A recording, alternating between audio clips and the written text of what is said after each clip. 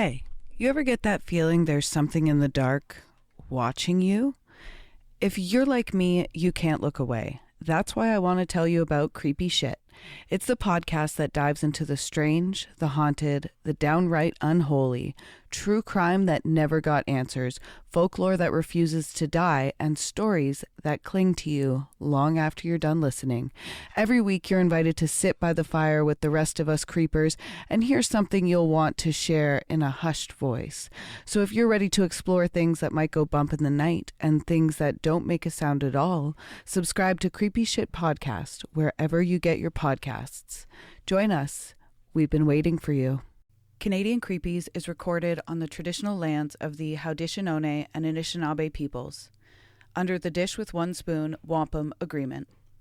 These lands and waters have been cared for since long before Canada existed, and they remain deeply important to Indigenous communities today. As we tell stories about darkness, injustice, and memory, I want to acknowledge the very real histories of colonization, violence, and erasure that Indigenous peoples continue to endure. A land acknowledgement can't undo that harm, but it is a reminder to keep listening, learning, and supporting in truth and reconciliation in meaningful ways. We share these stories not to forget, but to shine light, always with respect for peoples and nations whose land we live on. Canadian Creepies covers true crime, dark history, and disturbing events. Some episodes may include graphic descriptions or sensitive subject matter.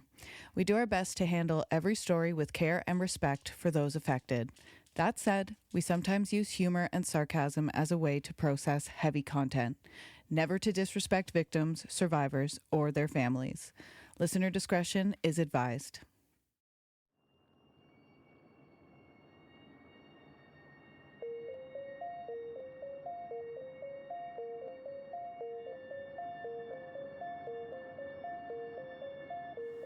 Welcome to Canadian Creepies, and I am your co-host, Valerie. And I'm your co-host, Amanda Joy. And I just saw the Michael movie, and now I can't stop singing the song Human Nature by Michael Jackson. It's off the album Thriller. It's really good. This is true. She's been singing it since I got here. Tell him that is human nature. I wasn't singing it when Disaster were here. This is true. So I was holding it in that whole time. The whole time I was not going, why? Tell him that is human nature. Does he know me that way? She does have willpower. I do have willpower, despite. So have I talked about on the podcast that celebrity that I like are from Teen Mom, Caitlin and Tyler? I don't think you have. Okay, so Caitlin and Tyler were doing they were talking about Tyler was recently diagnosed with autism. Okay. And he was laughing like, well, there were a few signs. So I guess when Tyler was like a kid, did you watch Teen Mom? Years ago I did. Okay. I'm not at all caught up with it at all. I think I watched maybe like 3 episodes of the first season. Okay. In the middle of the season. Caitlin and Tyler were on 16 and Pregnant, obviously, and then they gave up their daughter for adoption.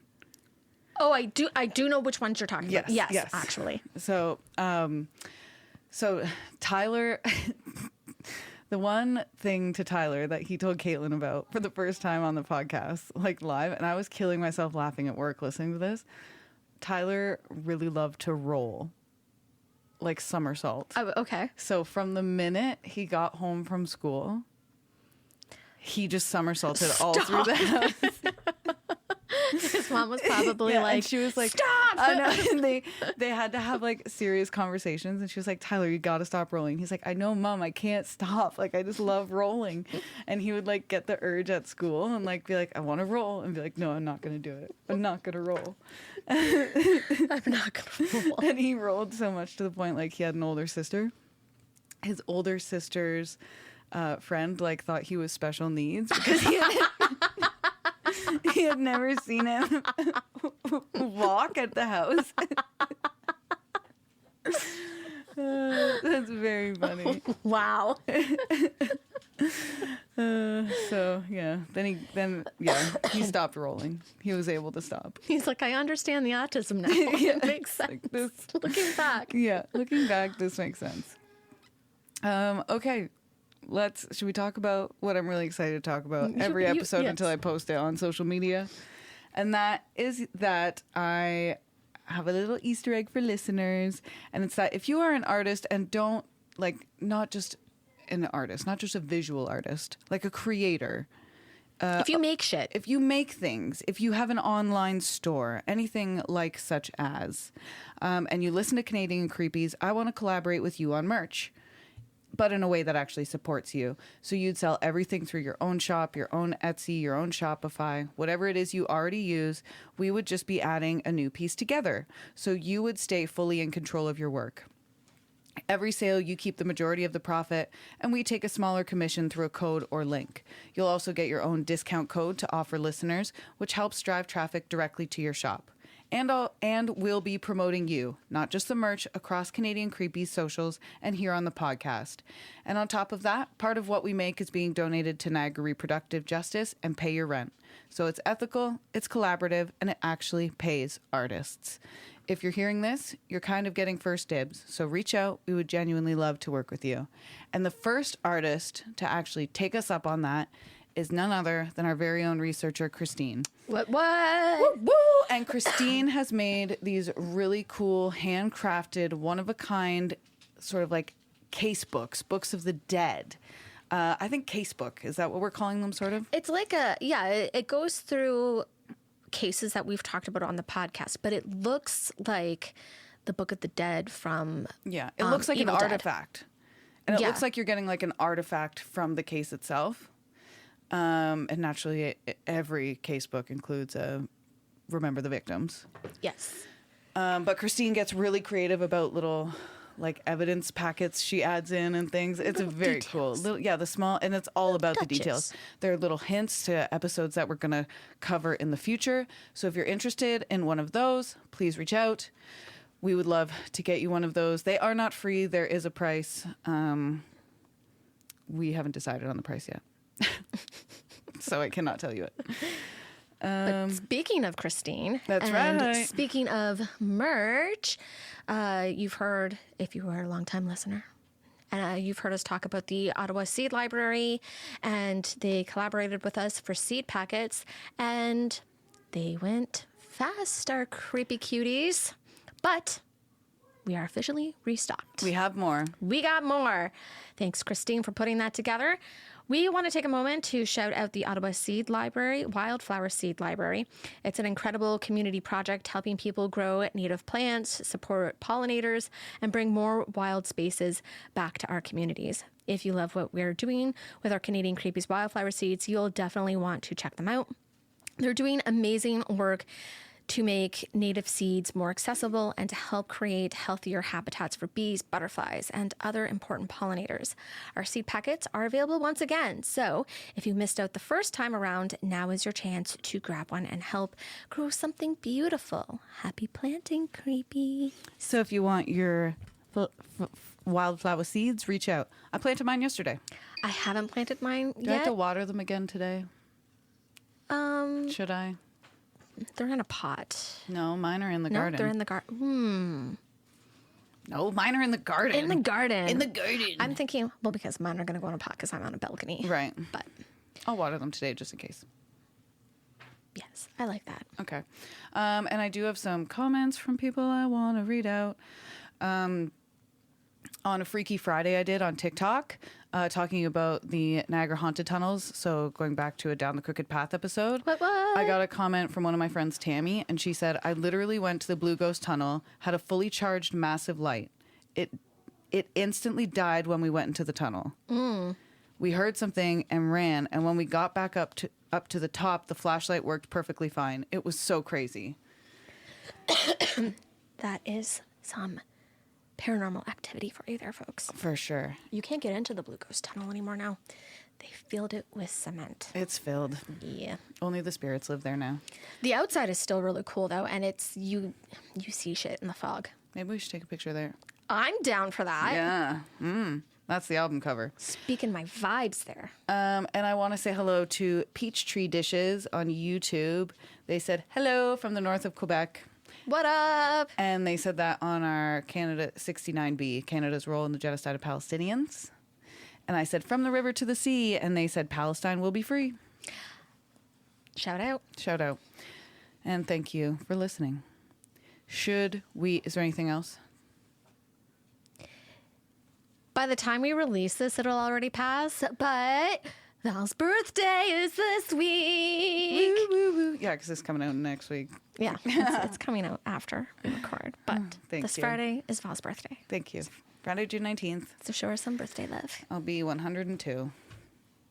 She doesn't look it, though. She looks 12. Thank you. Yeah, take out that 0. Today we're talking about a monster that doesn't hide under your bed or haunt a cabin in Muskoka. No, this one has a corner office, a clean-shaven face, and a god complex backed by a marketing budget.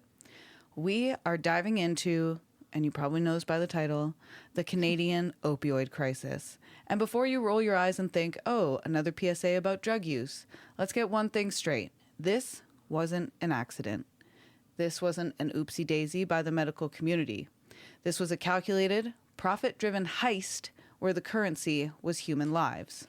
So for all the people out there who are like, well, just say no, like you had a choice in it.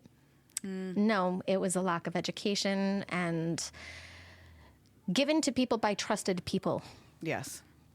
Yes. For years, we've been told the creepies are the people on the street corners with the glass pipes. But honestly, the real horror story is the suit and tie prick who sat in the boardroom and decided that your chronic back pain was worth more in quarterly dividends than your actual survival. We're going to get sarcastic today. We're going to get angry. And Christine, I'm going to allow it as well. This episode is also researched by Christine. Let me tell you the references before I get too into it. That's what I was missing. The references for this episode are the Public Health Agency of Canada, the Canadian Medical Association Journal, the Slacker Legacy and Purdue Pharma Calendar, the Porter and Jick Letter, 1980, Dalhousie University Schulitz School of Law, the Yenti Syndrome, Health Infobase Canada, Canadian Centre on Substance Use and Addiction, Officer of the Chief Coroner Ontario, the Journal of Law, Medicine and Ethics, Health Quarterly Ontario, Superior Court of Quebec, Canadian Red Cross, Health Canada, Journal of Addiction Medicine, BC Coroner Service, the Good Samaritan Drug Overdose Act, Health Infobase Canada, Moms Stop the Harm, Canadian Affairs, Endometriosis Network, Koski-Minsky, LLP, Ontario Newsroom, CBC News, Pembroke Regional Hospital Newsroom, CBC, the National Institute on Drug Abuse, recovered.org, CBC, the Pain, Opioids and Policy Study from the University of Toronto, Global News Investigative Series, CBC, the Oxford University Press. We're almost there, folks, but I'm saying them all. Because Christine took the time to do this, so I'm going to take the time to read them, and you're going to take the time to listen. Thank you. Leung et al., LEJM, Health Infobase Canada, Health Canada Product Monograph, Moms Stop the Harm, Official Records, the Good Samaritan Drug Overdose Act, Overdose, Tales of the Threshold Bound, Health Canada's Expert Task Force on Substance Use, the DEA Fact Sheet, RCMP Fentanyl Overview, Statistics Canada, Dreamland by Sam Quinones, the Boston Collaborative Drug Surveillance Program, Health Canada's Review of Opioid Marketing, the Canadian Federation of Medical Students Reports, the Opioid Crisis in Canada, a report by the Standing Committee on Health, Centre of Excellence for Women's Health, Chatelaine, One Woman's Story, Canadian Red Cross, and the Black Box Warning Disparity. Those are the references. It's a long list. It's a long list. Christine went through all of that. And because of that is why we're going to get sarcastic and angry today. We're going to allow it. Usually we do. Usually we're always angry and sarcastic. That's right. Because if you aren't a little bit pissed off that we've lost over 40,000 Canadians since 2016, you're probably not breathing. But through the side-eyeing of our stellar healthcare gaps, we are centering on the people who mattered. The parents, the children, and the survivors who were left to pick up the pieces of a system that didn't just fail. It ghosted them. Let's play a quick game of word association. When I say opioid crisis, what pops into your head? I'll bet my last roll of macrame cord, Christine, that you're picturing a dark alleyway. You're picturing someone huddled in a doorway, maybe in a downtown east side or a park in Ottawa looking dangerous, or wherever your home may be. We've been conditioned to think this is a street-level problem fueled by bad choices and shady characters. Well, we're here to tell you that that's a load of absolute dumb fuckery. If we want to find the real creepies, we need to stop looking down at the pavement and start looking up at the glass towers. The Canadian opioid crisis didn't start in a back alley with a handoff between two guys in hoodies. It started in wood-paneled bedrooms with catered lunches and PowerPoint presentations. Sorry, that was boardrooms. What did I say? Bedrooms. It's nice when you get to correct I just had to point it out because it was so funny. It was almost like the one episode where I said cannibals instead of cannabis. It started in wood-paneled boardrooms with catered lunches and PowerPoint presentations. The pushers weren't wearing leather jackets. They were wearing Brooks Brothers.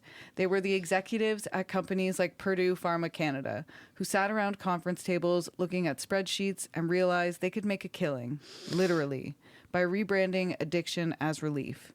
They didn't just sell a drug, they sold a lie.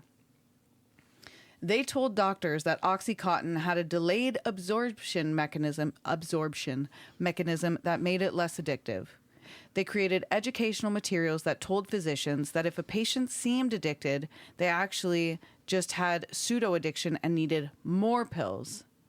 They sent sales reps into small Canadian towns, places where people work hard, breaking their bodies in mines or on farms, and told those doctors they were being cruel if they didn't prescribe these miracle pills. Meanwhile, I know people who have overdosed on OxyContin, right? But it's not addictive. No, it's not addictive. Don't worry about it. And where was our safety net while this was happening? Health Canada was essentially nodding along like a bobblehead on a dashboard. They allowed these companies to self-regulate their marketing. They let them fund the very medical guidelines that doctors use to treat pain. In the 2022 settlement, Purdue Pharma Canada agreed to pay $150 million. To you and me, that's life-changing money. To a company that helped ignite a crisis that has cost the Canadian economy billions and taken over 40,000 lives, that's not a penalty. That's a cost of doing business fee. It's a parking ticket on a getaway car. When we talk about victims of the opioid crisis, we aren't just talking about people who struggle with substances. We are talking about women who went to the doctor for a C-section recovery or a workplace injury or chronic back pain and were handed a bottle of high-grade heroin in a plastic vial with a professional label on it. The stigma belongs in the boardroom. The shame belongs to the regulators who fell asleep at the wheel. The kindness? That belongs to the families who were left to bury their loved ones while the CEOs and sales reps cashed their bonus checks. Now let's think about a hockey arena. Not a small community rink in a small Ontario town, but a massive one. Like the Canadian Tire Centre in Ottawa, or like, what's the one in Toronto called? The Scotiabank Centre. The ACC? The Air Canada Centre? I don't sports. Right.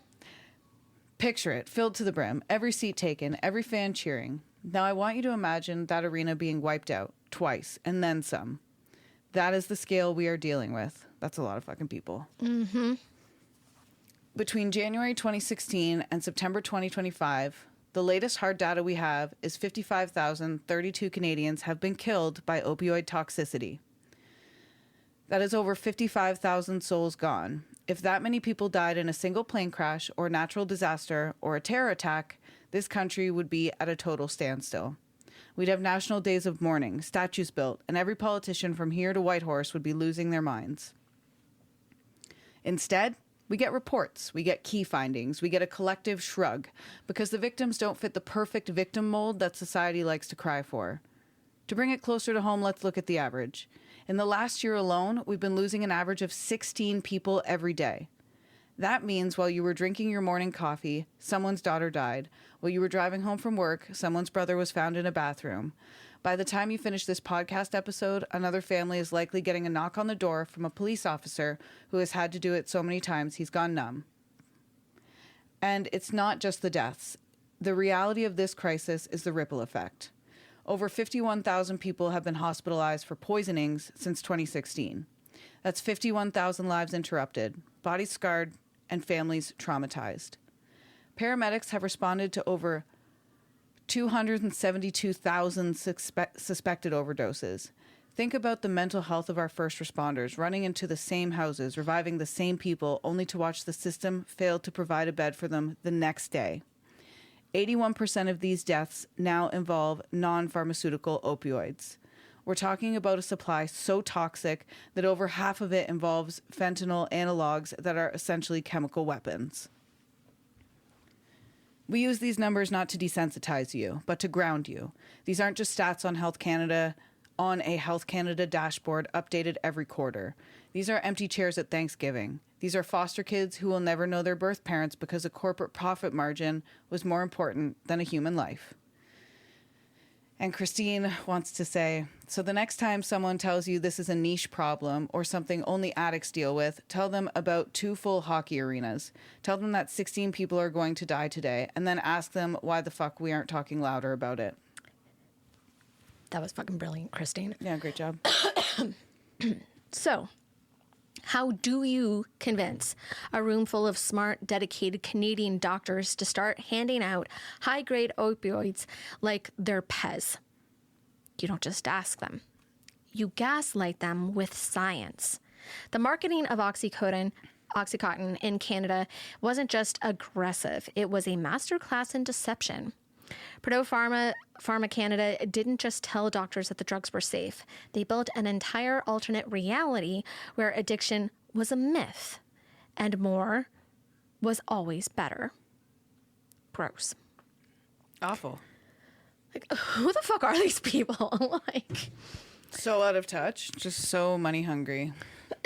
If you have nothing to do with medicine, you shouldn't be making it. If you have no background in the science, I'm angry already. I'm so mad. Already. The biggest hook they used was the controlled release mechanism. They told doctors that because the drug was released over 12 hours, that it wouldn't create a rush or euphoria that leads to addiction.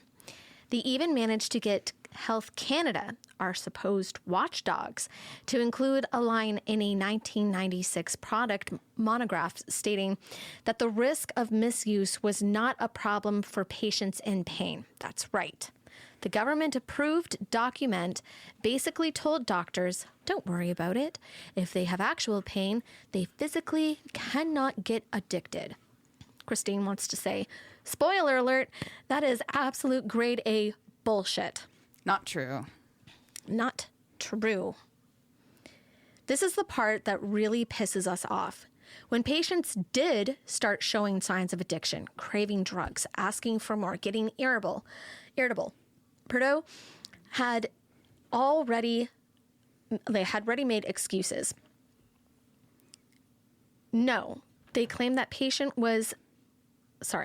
they told doctors that these weren't signs of growing substance use or disorders. No, they claimed that the patient was just undertreated.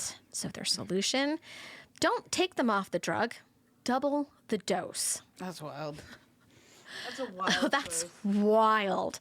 And how are doctors not being like, what a choice. What I'm seeing versus what I'm being told to do. Different things. Different things. 1 + 1 is making pancakes here instead of 2. Yeah.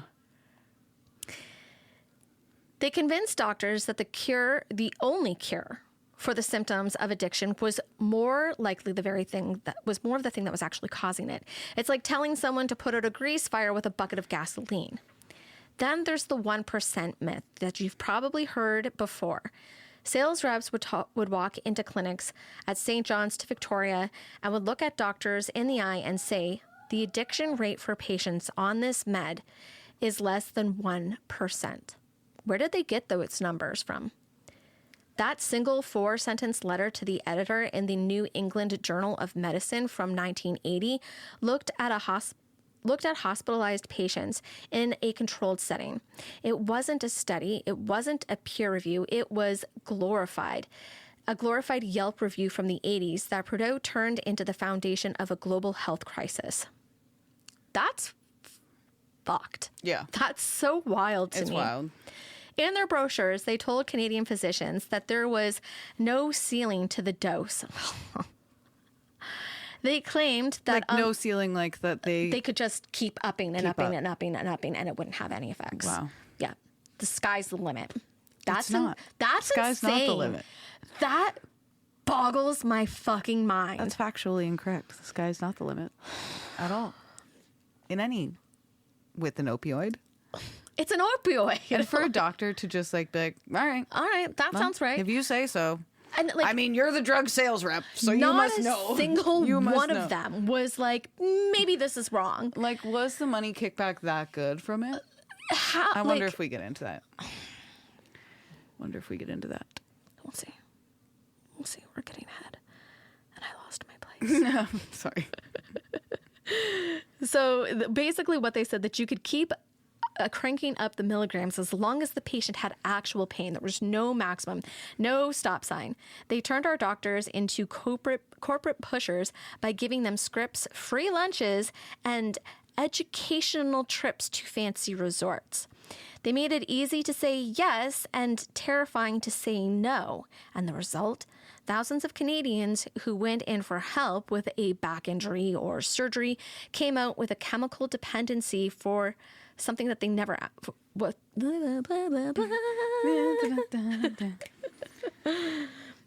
they came out with a chemical dependency that they never asked for, while people in the boardroom watched the Oxy sales charts go straight to the moon.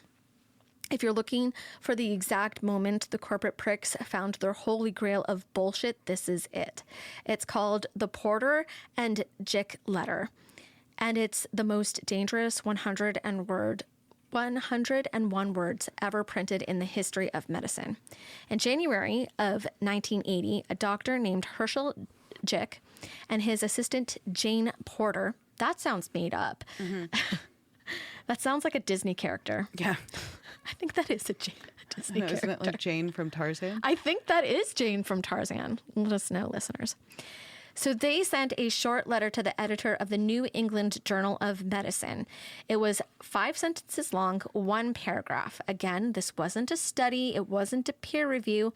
It wasn't even about chronic pain. Porter and Jick looked at the records of about 11,800 patients who were hospitalized and given at least 1 dose of a narcotic while they were in the hospital beds. They found that only four of those developed a dependency. Now think about that for a second. These people were in a hospital. They were being monitored by nurses 24/7. They were being given a dose for a specific, accurate reason, like a broken leg or post-op recovery, and then they went home. They weren't being handed a 30-day supply of OxyContin for a backache and left to manage it for themselves in a 300-square-foot condo while working a high-stress job. For 15 years, this letter sat in the archives collecting dust. But in the mid-90s, when Purdue Pharma was getting ready to launch OxyContin, they went digging for anything that looked like scientific proof that opioids weren't addictive, and they found that letter. They treated it like the 10 Commandments brought down from Mount Sinai. Christine, I love it. Between 1995 and 2017, this tiny letter was cited over 600 times. To put that into perspective, other letters from the same month in 1980 were cited maybe 11 times. In 81% of papers that cited it, the authors conveniently forgot to mention one tiny detail. These patients were only in the hospital. Purdue sales reps literally handed out copies of this letter to doctors.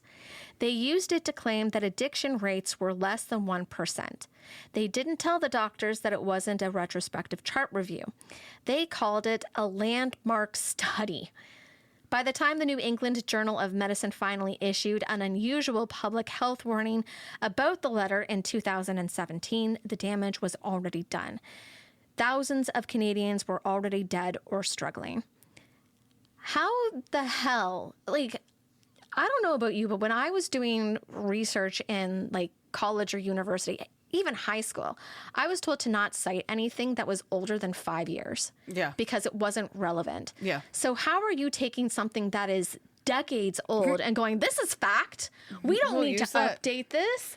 Because they just do, because it was convenient, because it was going to make the money. Yeah. There's a through line with every episode of Canadian Creepies. Follow the fucking money. Follow the money. Has nothing to do with religion. Has nothing to do with nothing other than money. Religions are the way they are because of money. Because of the money. Tell him that it's human nature. Why does he do me that way? Dr. Jick himself. I love living that way.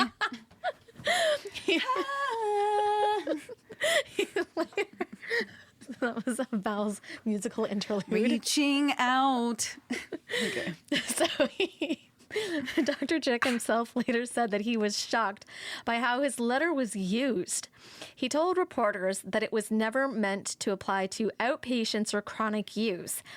This wasn't an oops. This was a calculated choice to take a 5-sentence... So it was only meant to apply to people who are in the hospital with doctors under the... Yes. Okay. Yes. Yeah. Classic. So he basically came forward and was like, what the fuck are you doing? Right?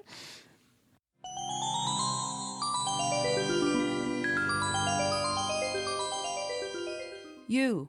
Yeah, you. Still haunting the same old fast fashion?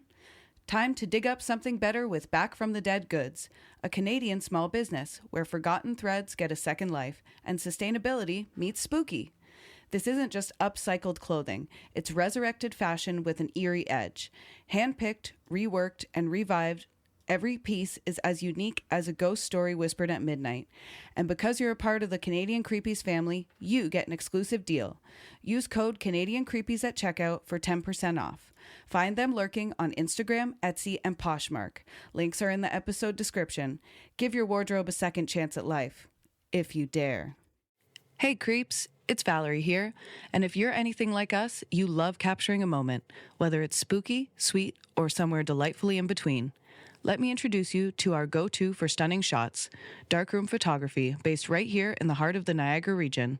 Mel, the brilliant eye behind the lens, is a lifestyle and creative photographer who brings a little bit of magic and maybe a touch of mystery to every session.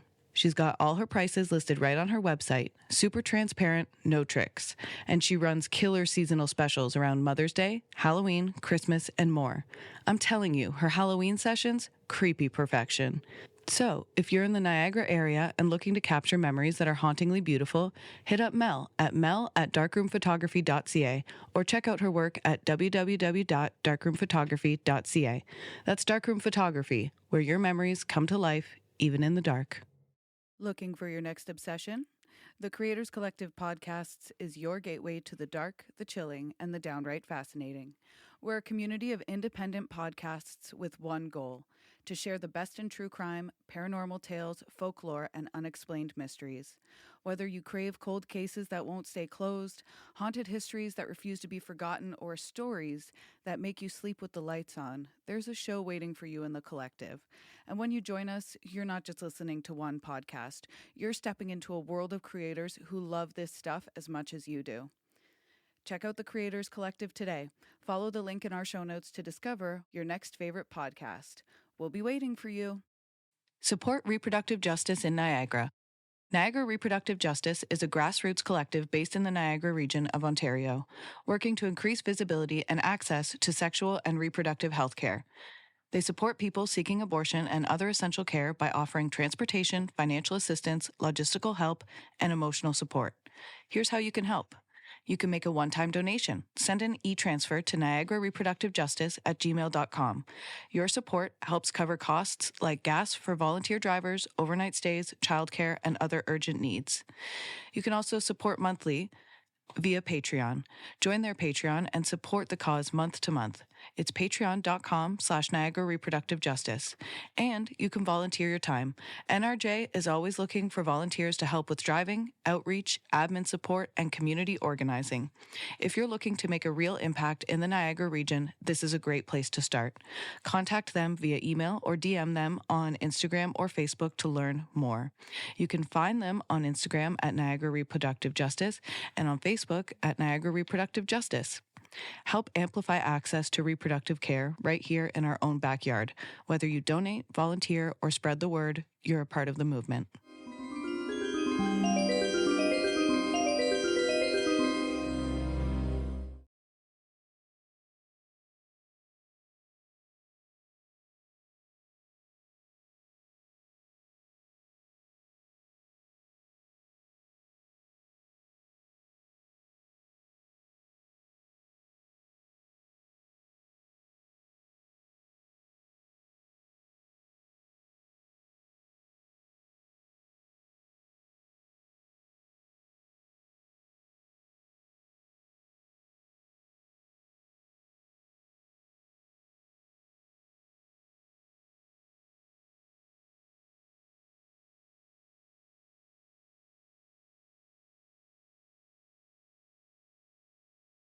I don't know if crony is the right word for that. Just made it up. I didn't make up the word. Reaching out. So they turned it basically into a license to print money while people's lives went up in smokes. So let's talk about the educational seminars. Ugh. Oh boy. Because nothing says medical breakthrough like a free steak dinner at a chain restaurant. Like the Keg? I would have, yeah, Keg is a chain restaurant. Keg is a chain. Keg is a chain. Keg's on DoorDash now. I'm like, if you think I'm paying, I'm like, if you think I am paying, to get cold Keg delivered to my house. I don't know how a steak would hold up delivered through. I mean, that garlic my mash McDonald's would be all right. is one thing. Yeah, touche. Garlic mash would be all right. For that alone, that might, or the Billy Miner pie. Oh yeah. Yeah. Damn it, I'm hungry. So, I lost my spot again. Oh, sorry. I keep getting distracted. So reaching out. So these weren't meetings. These were basically a corporate ambush. Picture a room full of overworked rural doctors and doctors from indigenous areas, exhausted from 80-hour work weeks in a town like Renfrew or Elliott Lake, being wined and dined by sales reps who looks like they're stepping out of a teeth whitening commercial. The pitch is pure, unadulterated, predatory theater. They flash slides of patients' success stories that were about as real as $3 bill, and telling these physicians that they were leaders and pain warriors. The ultimate gaslight was the reps would stand there, probably smelling like expensive cologne in desperation. Thanks for that one, Christine. And would tell these doctors that they weren't prescribing OxyContin at massive doses. They were basically being cruel to their if they weren't prescribing massive doses of OxyContin to their patients, they were being cruel to them. Oh. Yeah, basically like you're just going to let them suffer and be in pain. Give them more. You can give them more. Weed. Right? Give them weed. So I don't know if I talked about this on before, but I've broken my arm in 5 places, and I had to have a bunch of restoration surgeries. And my doctor actually was doing like surveys in like the waiting room while you were waiting to see him and go through all of your shit about how open people would be to if he did like a study, if they would participate in pain with weed. Mm-hmm. And I was like, sure. Yes, I'll do it. I believe in that. So this whole thing was brilliant. It was a disgusting trap, but it was brilliant. They targeted the most isolated, under-resourced towns, places where people worked back-breaking jobs, and they turned the local family doctor into an unwitting puppet. These educational trips to fancy resorts, they were just bribes in coat labs. It's hard to see the red flags when you're being dazzled by a PowerPoint presentation and a free weekend, and while your patients are being signed up for a nightmare that they can't wake up from. So the question of the hour, and the one that makes Christine's blood boil, is, where the hell is Health Canada? How did a federal agency tasked with the safety of 40 million people let a pharmaceutical gold rush happen right under their noses? We like to think of our regulators as elite scientists in white lab coats, meticulously checking every pill for the slightest hint of danger. But when it comes to opioids, the reality is more like a sleepy gatekeeper waving through a Trojan horse because it looks professional. It has a professional-looking sticker on the side. Let's look at patient zero of the regulatory failure. In 1996, Health Canada approved OxyContin. The official product monographed the Bible for how drugs should be used. They allowed Purdue to include this sentence, quote, "The risk of misuse is not a problem in patients with pain," end quote. Think about that. Our federal regulators signed off on the idea that pain somehow grants you a biological immunity to addiction. That's wild. Right? That's wild. How many brain cells are working between you guys? No, we can't let them suffer. But don't give the women anything for an IUD, insertion or removal. Right? Just take a Tylenol before you go into your appointment and you'll be fine. Yeah. Go back to work. Yeah, you're fine. Oh, you've been bleeding for 3 days? Oh, sorry to hear that. Oh, that's too bad. Take more Tylenol. Yeah. Because that's going to stop my blood clots. Always. This was a scientific fantasy, and Health Canada put their official stamp of approval on it. And Christine says that as someone who has chronic pain, she's both horrified and disappointed. You'd think for a drug intended to be taken for years to manage chronic pain, the safety trials would be, I don't know, long, but nope. The retrospective analysis of the data per dose submitted to Health Canada showed that the clinical trials were actually short. How short? Get this. 24 days. That's it? A maximum of 24 days. Wow. They looked at how people reacted to highly addictive substances for less than a month and then gave it the green light for Canadians to take for decades. Here's the real kicker. Canada Health essentially let the pharmaceutical industries police themselves.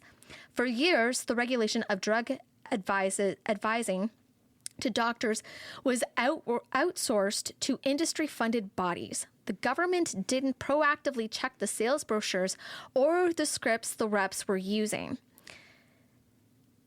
They waited for complaints. It was a complaint-driven system and an industry where people are being sold, the doctors, that were being wined and dined by people who were doing the selling. By the time Health Canada finally stepped in to restrict marketing and advertising of opiates, it was 2008, and the crisis had been raging for over 2 decades. And at this point, over 10,000 Canadians had already died. We pride ourselves on being better than the U.S., but in this case, we are actually slower. In 2001, the U.S. FDA realized that they messed up and forced Purdue to add a black box warning for OxyContin about its addictive potential. Health Canada, they didn't follow suit, though. They didn't mandate the same level of warning.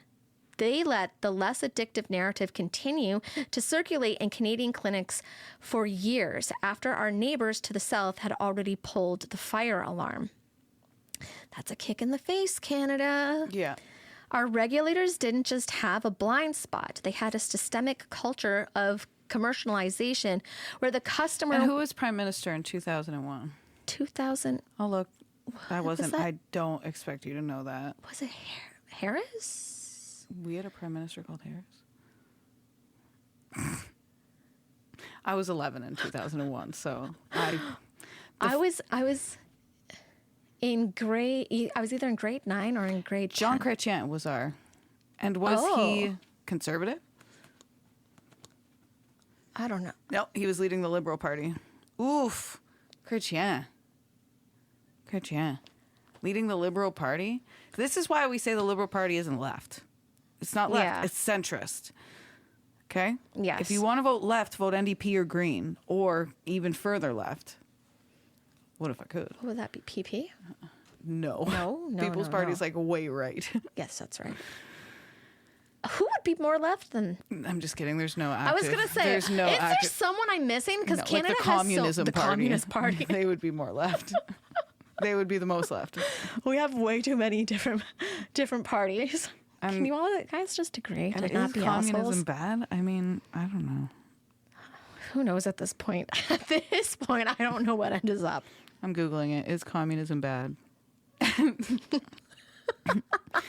While communism aims for a classless, equal society without private property, it is widely considered bad due to its real-world execution. In practice, historical attempts to achieve it have resulted in totalitarian dictatorships. So we've never actually done real communism. No. So so when people are saying, you commie, you are actually meaning to say, you totalitarian dictator, that's what they're actually meaning to say. When people are like, you're a communist, they're actually meaning to call you a totalitarian dictator.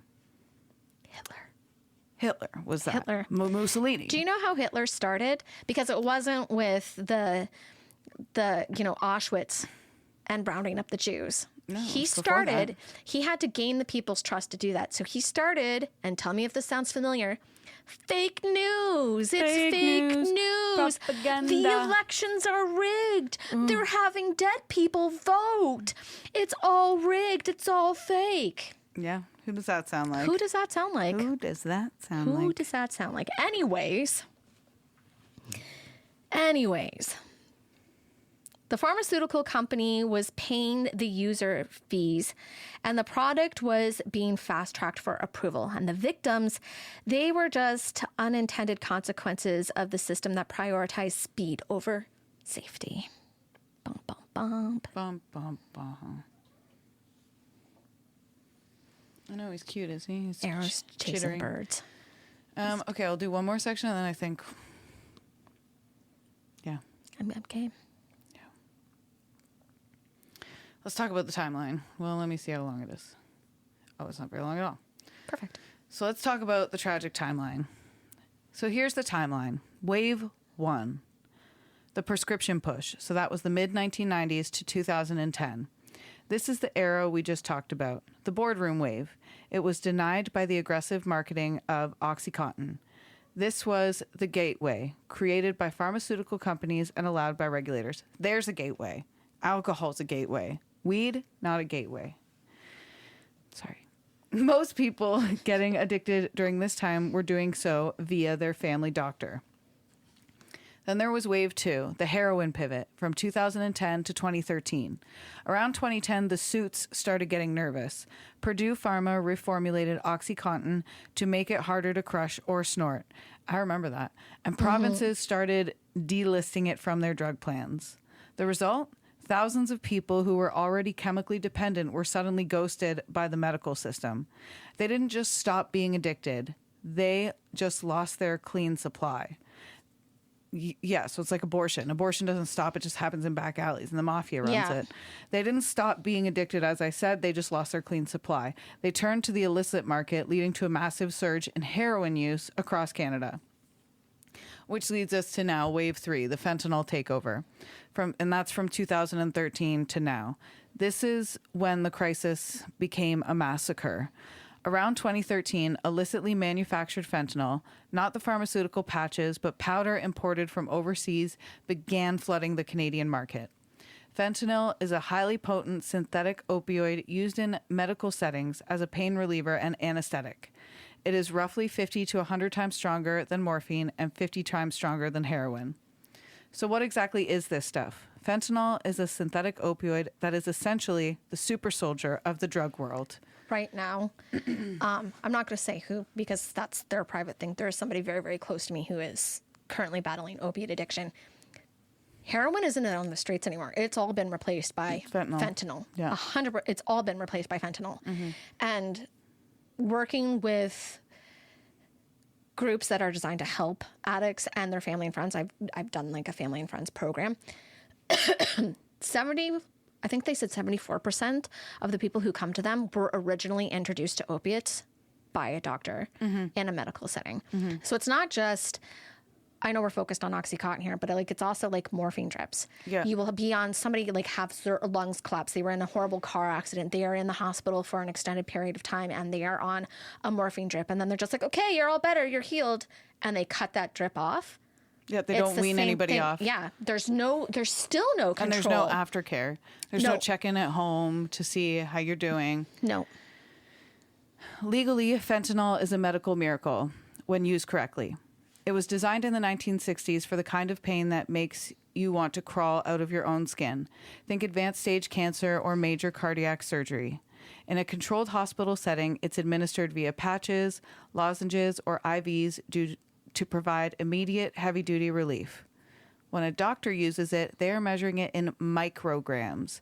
That's a millionth of the gram. It is precision medicine. But on the street, the precision is gone, replaced by cold-blooded economics. Drug dealers aren't using a pharmaceutical-grade patch. They're using illicitly manufactured powder cooked up in clandestine labs with zero quality control. Why do they use it? Because it's cheap, potent, and highly addictive. Dealers use fentanyl as a booster to make their supply stretch further. Christine says, back in my day, they cut coke with baby laxatives. For the record, don't ask me how I know this. For the record, don't ask me how I know this. They did used to do that. Can confirm. So now they mix it into heroin, cocaine, and MDMA, or press it into counterfeit pills that look exactly like legitimate Xanax or OxyContin. Because these dealers aren't chemists, the fentanyl isn't evenly mixed. You might have one pill that does nothing and another pill from a same batch that contains a lethal dose. They aren't trying to kill their customers. That's bad for business. But they are trying to hook them.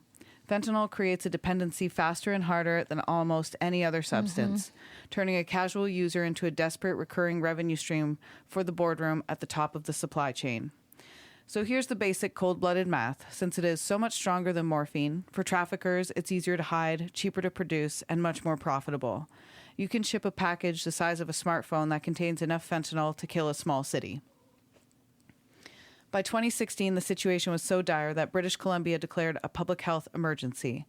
Fentanyl was no longer just being sold as fentanyl, it was being mixed into everything.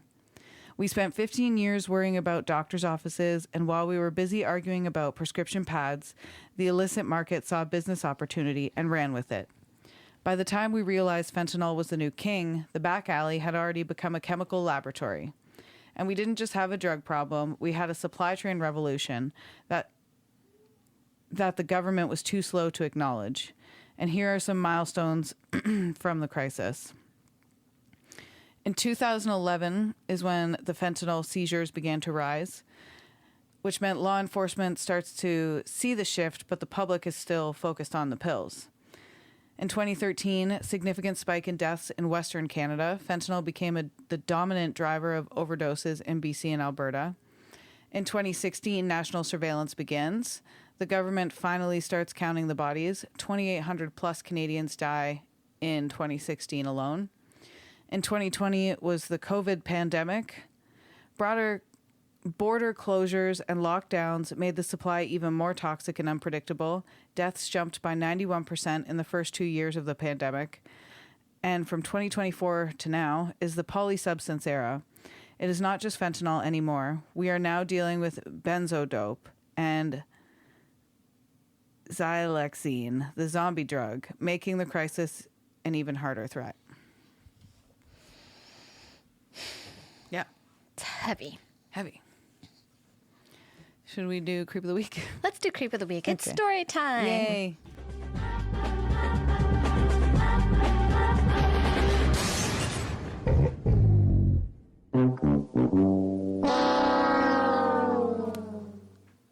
This week's Creep of the Week is, let me get there. Oh, I have to open it. That would help. Okay, got it. This week's Creep of the Week is a woman. Oh. I know. This week's Creep of the Week is Colleen Kayla McCoy. In March of 2023, McCoy traveled from Montreal to Milton, Ontario, where she carried out a planned chemical attack against her 23-year-old niece. Okay. Oh. Did she throw acid on her niece? I think so. Court documents revealed that she spent over an hour surveilling the neighborhood before approaching the victim during a walk and throwing sulfuric acid onto her face and head. Prosecutors said the attack stemmed from a long-running family dispute involving the victim's father. You can't see me, but my jaw is just It's on the floor. It's on the floor. The victim suffered severe burns and life-altering injuries. Yeah. Investigators later found evidence linking McCoy to the attack, including travel records, internet searches related to chemical burns, and corrosive residue consistent with sulfuric acid. That's like one of the most horrific things you can do to somebody. Awful. McCoy has since pled guilty to aggravated assault and administering a noxious substance. Sentencing proceedings are ongoing. Life. Family disagreements are one thing. Planning, stalking, and carrying out a deliberate attack that permanently changes another person's life is something entirely. And for the calculated nature of the crime and the devastating injuries inflicted on a family member, Colleen Kayla McCoy is this week's Creep of the Week. Rightfully so. Yeah. Speedy recovery to the niece. My word. My goodness. Well, it was in 2023, but she's still probably recovering. Yeah, It's only that's 2026. that. Yeah, because it melts. Like you go blind, your eyelids are melted shut, your ears get melted shut, your nose, like it's horrific. Yeah. Oh, that's awful. It's catastrophic what that does to you. I hate that. I hate that. And this is the end of Canadian Creepies now. We're going to leave you with that. I'm going to leave you with that. You can email us, CanadianCreepiesPodcast@gmail.com. Canadian Creepies on Instagram. Radio Valerie on TikTok, Facebook, YouTube. We also have a link tree. We do have a link tree. And speakpipe.com/Canadian Creepies. And patreon.com/Canadian Creepies. And I'm just kidding. Yeah. You can find me at Down the Crooked Path on TikTok, Instagram, Facebook, and YouTube as well. That's right. You can find us everywhere. You can find us. Here we are. We're not hiding. Don't let the bed creeps bite. Creep you later.